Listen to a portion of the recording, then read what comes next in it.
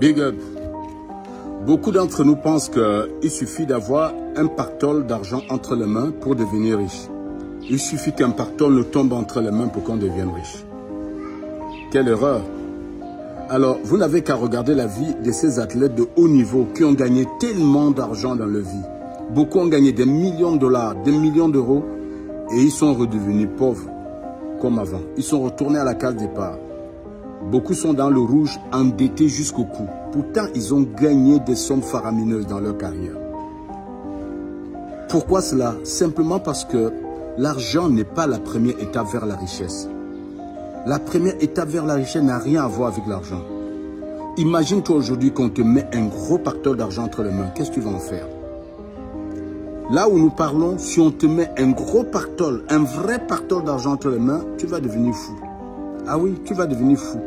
Tu auras déjà envie de changer ta femme, changer de voiture, changer de maison, tu vas changer des amis, tu vas changer des habitudes, commencer à voyager en jet privé, même la business class ne te suffira pas parce que tu penseras que c'est à ça, ça sert l'argent. Beaucoup sont tombés dans ces pièges. Beaucoup d'argent entre les mains ne nous transforme pas en riches. La richesse, ce n'est pas beaucoup d'argent que tu gagnes à la sueur de ton front. Non. La richesse commence quand tu envoies ton argent en mission chercher l'autre argent. Et d'où vient donc la richesse? Donc la première étape vers la richesse, comprenez-moi bien, ce n'est pas l'argent. Arrêtez de focaliser votre attention que sur l'argent. L'argent seul ne te rendra pas riche. Avant d'ouvrir un compte bancaire, crée d'abord ta propre banque. C'est par là que commence la richesse.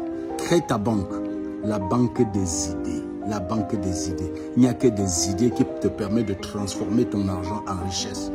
Il n'y a que de bonnes idées qui peuvent te permettre de transformer de l'argent en richesse. Et quand je parle de la banque des idées, ce n'est pas la banque des rêveries ou des souhaits. Non, c'est des idées travaillées, rangées, budgétisées. Quand tu as une idée, j'ai envie de créer une ferme de ci, de ça, tu décris comment sera ta ferme, tout ce qui rentrera dans ta ferme, la superficie et tout, et tu sais combien coûte les terres, combien il te faut pour acheter ci, combien il te faut pour acheter ça, combien de personnel il te faudra, combien de gens vont travailler, qui va faire quoi. Tu écris tout ça, ton projet est prêt, clé en main.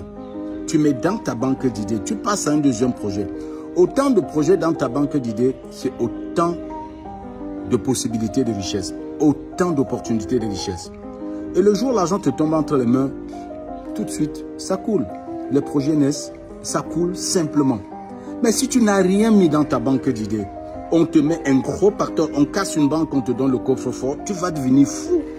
Ouais, regardez beaucoup d'athlètes de haut niveau, footballeurs, je ne sais plus quoi, boxeurs. Mais Mike Tyson, vous avez appris de se retrouver dans le rouge. Pourtant, en un seul combat, il gagnait des milliards.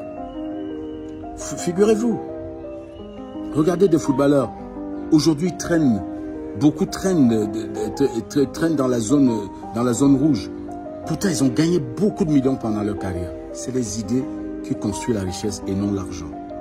Le master coach Raphaël Djiné m'a dit un jour, président Chop, si tu me donnes 10 milliards de dollars là, et tu mets le thermomètre, tu vas te rendre compte que ma température a tellement augmenté parce que je ne suis pas habitué à toucher un tel pactole.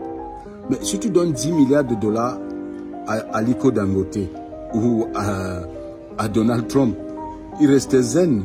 Leur température restait à 37 parce qu'ils sont habitués, ils savent quoi faire de l'argent. Alors, si tu ne sais quoi faire de l'argent, ça ne sert à rien de focaliser toute ton attention sur l'argent.